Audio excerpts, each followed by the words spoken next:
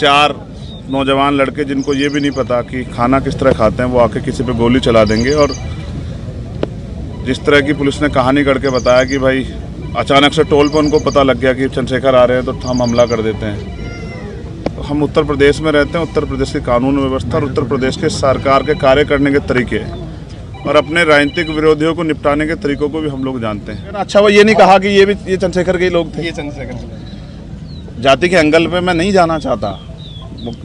अधिकारियों ने 1 सेकंड में टाल दिया।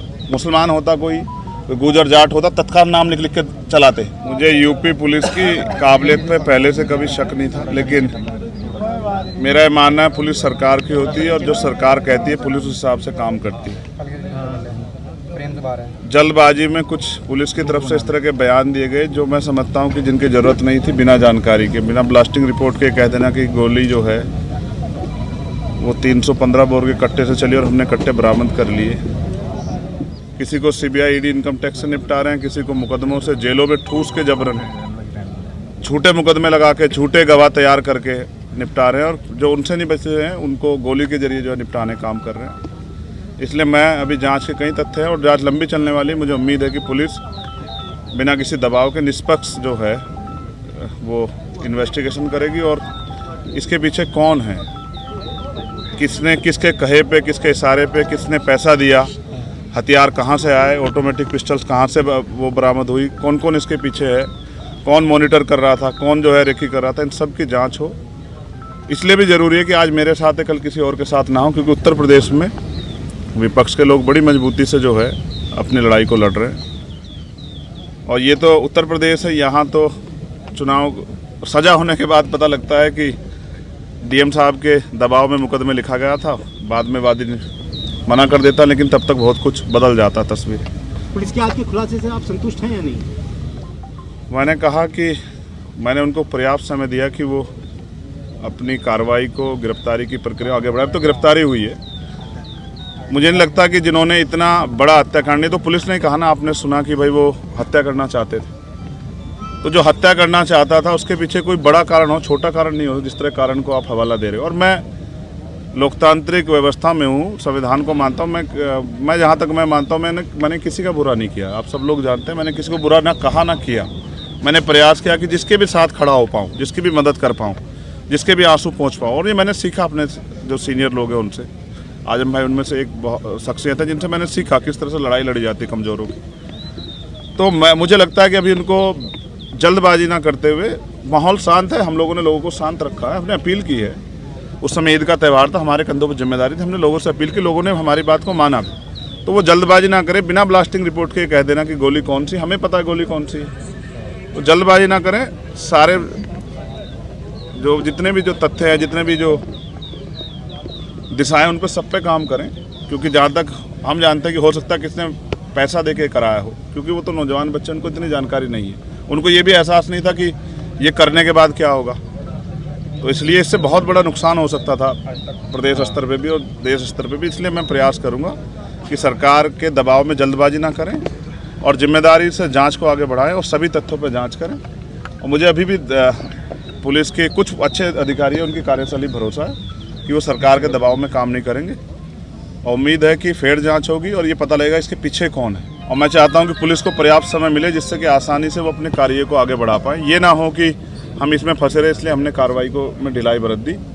तो आज शाम तक उसकी स्थिति 6 बजे, 6 साढ़े 6 बजे क्लियर हो जाएगी। और मेरा प्रयास रहेगा कि मैं उनको समझाने में कामयाब हो जाऊँ कि क्योंकि कावड़ का समय आ रहा है और मोह अच्छा नहीं है, नुकसान हो सकता है। मैं कोशिश करूंगा कि किसी भी तरह का जुटान ना हो। देखिए, जब आप पे हमला हुआ तो आपने ये कहा था कि हमारे सहयोगियों ने, साथियों ने उन लोगों को पहचान लिया था। तो जिस प्रकार उनके आज जो आपने देखा प्रेस वार्ता हुई, तो क्या लगता है वही व्यक्ति थे? नहीं, दिखाए नहीं। आपने देखा क्या दिखाए? आपने देखा हो तो मीडिया के लोगों ने बताओ। फोटो भी वायरल हो चुके हैं सर, आपने देखा होगा। नहीं, पुलिस की कार्यशैली थी, फोटो किसी का दिखाते हैं, जाता कोई है, हथियार कोई होता है, लगाया कोई जाता है, पकड़ते कहीं से हैं, दिखाते कहीं से हैं। तो इतने कम समय में कट्टे से तो फायर नहीं हो सकती लगातार, और फायर 6-7 हुई हैं, 3 नहीं हुई है। तो मैं कह रहा हूँ ना, अभी जांच कर लें, जल्दबाजी ना करें। मैं समझता हूँ उनके कंधों पे जिम्मेदारी है, उनको सरकार को जवाब देना है। लेकिन सरकार भी ध्यान रखे कि इस तरह का माहौल ना बनाए कि लोगों में भय का। आप कानून व्यवस्था तो अच्छी कर नहीं पा रहे हो, इस तरह की बेवकूफ़ी की बातें करने से कोई फ़ायदा नहीं। तो मुझे उम्मीद है कि पुलिस जाँच के इसको सही ओर ले जाएगी और जांच को भटकाने का काम नहीं उप करेंगे। मुख्यमंत्री ब्रजेश पाठक कह रहे हैं कि चंद्रशेखर तो मेरे भाई की तरह है और हम उनको सुरक्षा मुहैया कराएंगे। अब से पहले वो जिस पार्टी में रहे, हमने उस दल में काम किया, तो मेरे ऐसा नहीं, राजनीति में किसी बुरे संबंध नहीं होते हैं। तो मैं तो मुख्यमंत्री को बुरा नहीं कह रहा हूँ। वो अलग बात है कि उनके बहुत सारे कार्य ऐसे हैं जो जन विरोधी है, उनकी भाषा ऐसी है जिसको लोकतंत्र में कोई जगह नहीं दी जा सकती। लेकिन फिर भी मैं कहता हूँ कि ठीक है, उनको अपनी सरकार, जनता ने बहुमत दिया, चलाएं। और किसको सुरक्षा नहीं देनी है, किसको देनी है, तो सरकार को तय करना है। मगर अब तो पुलिस सुरक्षा में हत्या हो रही है। अपने अतीक और अशरफ भाई की हत्या के बारे में देखा किस तरह से हुई। पुलिस ने डिफाइन कर दिया, जस्टिफाई किया कि अपराधी थे, माफिया थे, लेकिन वो मेंबर ऑफ पार्लियामेंट भी रहे थे। फिर संजीव जीवा की हत्या, चलो उनको भी आप कर दोगे जस्टिफाई। अब चंद्रशेखर को कैसे जस्टिफाई करोगे? पिकेट 20 मीटर पे पिकेट है, पुलिस खड़ी है, और क्या इंटेलिजेंस है? अब इतने हमारे सामान्य नेता हैं, रास्ते में इनके साथ कोई हादसा हो जाए, कौन जिम्मेदारी लेगा? क्या नेता घर में छिप जाएं, लोहे के बॉक्स में बंद हो जाएं? तो जनता का आदमी जनता के बीच रहता है।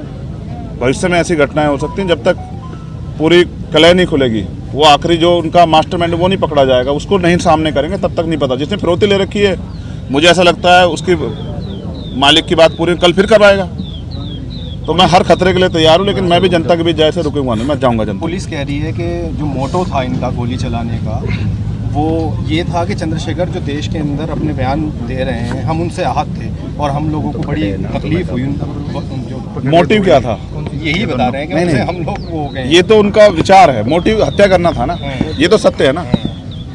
ये तो नहीं था मैंने किसी जानबूझ के करा लिया। ये तो यूपी की पुलिस है ना, सरकार। इस तरह की बात भी चली कि शायद चंद्रशेखर ने वो लेने। चलो ये तो स्पष्ट हो गया ना। अच्छा, वो ये नहीं कहा कि ये चंद्रशेखर के ही लोग थे। ये चंद्रशेखर जाति के एंगल पे मैं नहीं जाना चाहता। अधिकारियों ने एक सेकंड में टाल दिया। मुसलमान होता कोई गुजर जाट होता, तत्काल नाम लिख के चलाते। तो मेरे उसमें एक बात और भी आई। एक सेकंड रही बात पुलिस की और उसकी, तो मैं फिर कह रहा हूँ कि कानून व्यवस्था सबके लिए अच्छी होनी चाहिए, चंद्रशेखर के लिए नहीं, सबके लिए होनी चाहिए, अंतिम व्यक्ति के लिए।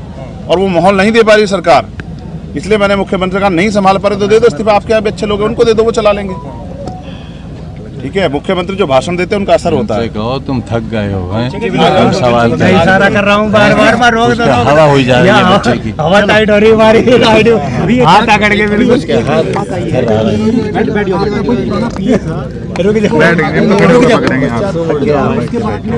पैर सीधा कर लो, पैर सीधा कर लो भाई मेरे। आईडी क्यों नहीं ला रहा? नहीं, सच ये है अनिल भाई, ना तो मैंने आज तक कोई पिए रखा है, मैं तो खुद ही पियूँ समाज का। पीता, मैं फिर कह रहा हूँ, चर्चा कौन बल दे रहा है? मीडिया के लोग बल दे रहे होंगे या पुलिस के लोग? पहली बात, मेरा कोई पिए नहीं है, मैंने आज तक कोई पिए नहीं रखा है। मेरी इतनी हैसियत भी नहीं कि मैं पिए रखूँ। मैं तो खुद समाज का पिए और कोशिश कर रहा हूँ। और मेरे बयान वही हैं जो आप फिर सुन लो कि अगर किसी के भी मजलूम के साथ अन्याय होगा तो मैं बोलूँगा। अगर आप लाठियों को, गोलियों के दम पे चुनाव लड़वाओगे, आप लोगों की आवाज़ को कुचलोगे, तो हम लोग बोलेंगे। उसको हम ना नहीं करेंगे। उसके लिए तो चाहे और गोलियां चला लो, ये बात आप तय कर लें। ठीक है। हाँ बोलो, पूछो।